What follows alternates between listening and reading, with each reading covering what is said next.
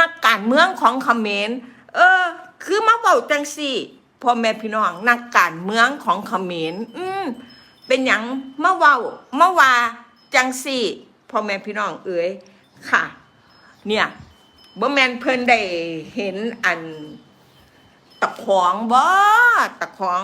เฮ็ดตะของอันทำเนาะพ่อแม่พี่น้อง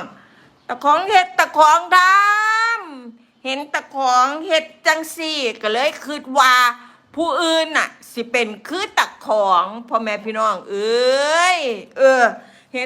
ห็นตะของเฮ็ดตะของทำจังซี่ก็สิคิดว่าผู้อื่นน่ะเฮ็ดคือตะของสันตัวพ่อแม่พี่น้องบ้านตะของก็เอานักโทษออกมา790 คนเด้พ่อแม่พี่น้องเป็นคำสั่งเลยพ่อแม่พี่น้องคำสั่งด่วนเลยให้เอานักโทษ790 คนออกมาซอย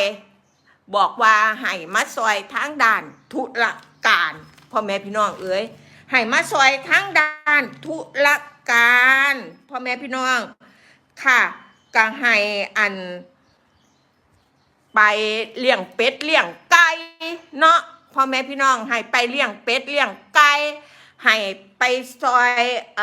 ก่อสร้างอีหยังประมาณนี้เนาะพ่อแม่พี่น้องก็ให้ไป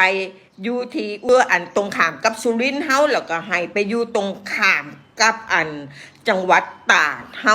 พ่อแม่พี่น้องค่ะ